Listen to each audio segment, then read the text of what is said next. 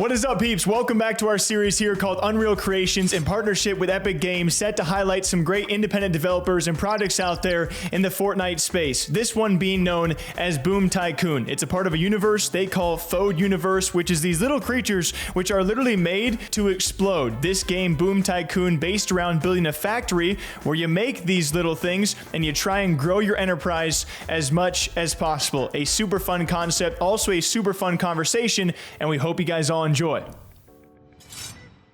So I'm Kevin Marciano, the CEO of Future Trash, which is the game studio behind FOAD. Was an animation producer for a number of years. And then I connected with Nathan Reese, Scott Ullman, Sebastian Alberini, the four founders of Future Trash. And we kind of collectively came together to create the next big competitive party game, which is what we now refer to as FOAD. And we're building an Unreal 5, and then pivoted our strategy slightly when at Epic announced UEFN, and we built all these, assets. We're like, hey, what if we brought this over into Fortnite Creative? That's kind of like how we ended up where we are, making maps in Fortnite. Nate Reese, I'm the experience director over here at Future Trash. I've been in the started off in the animation and music video field about 20 years ago, actually, and switched over to game development around 2010. I got involved with Epic a little bit. I worked on some content for the Unreal 5 engine for its launch. I worked in the Valley of the Ancients demo, and then after that, started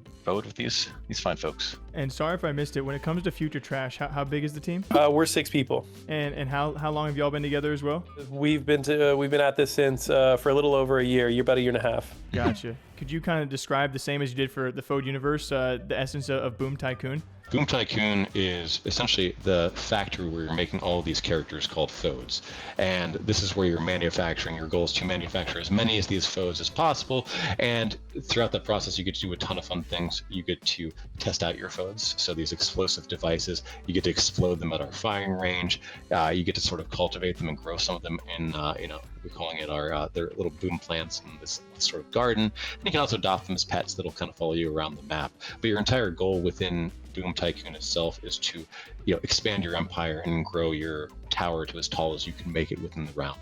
Okay, so can one of you then explain to me exactly what FOAD is? If I'm going to refer to it as the FOAD universe, can you give me like a description for a casual who's just like kind of seeing this at an off glance? How would you describe FOAD? So first of all, FOAD stands for Fully Operational Annihilation Devices. We wanted to come up with a really ridiculous acronym for kind of a fun term.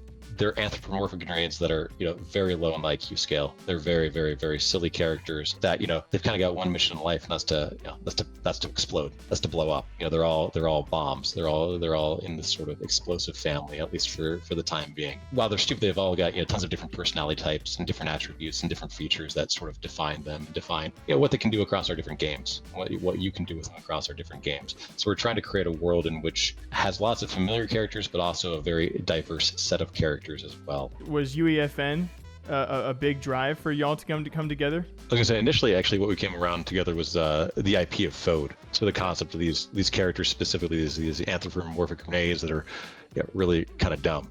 And our goal was to create, grow this brand together, across different media, but primarily video games. We knew we wanted to focus on creating a core PC game for this, this sort of these characters that we were creating. It just so happened that we created all the characters within Unreal 5, which made it really easy for us to say, let's do a game first with this. We've had a zigzag path of getting where we are now. We're super happy to be here.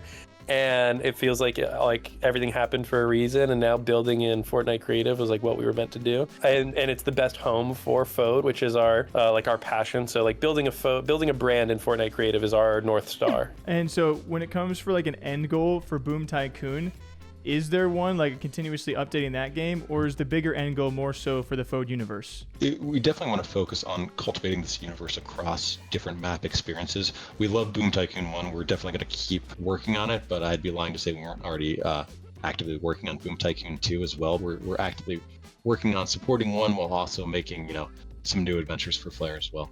What was the inspiration for these characters or this idea? How did it originally come about?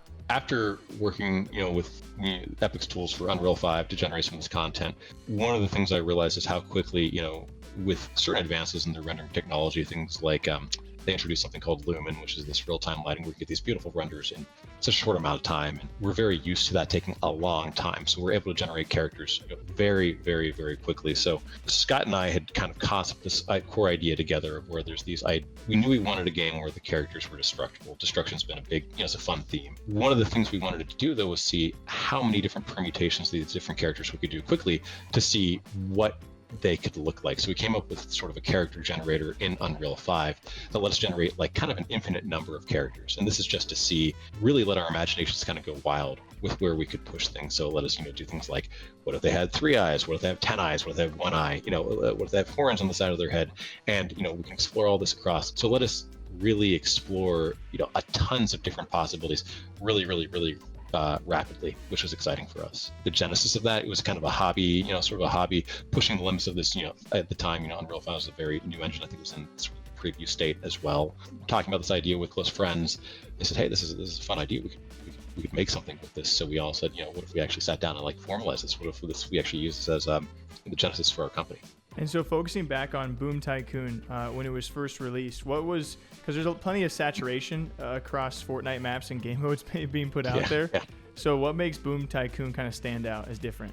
We really wanted to put a focus on sort of the quality in terms of the way everything looks is really important to us. A lot of us have backgrounds in, I went to art school, I graduated art school, Scott did as well. We all have very, high artistic intent when creating these things.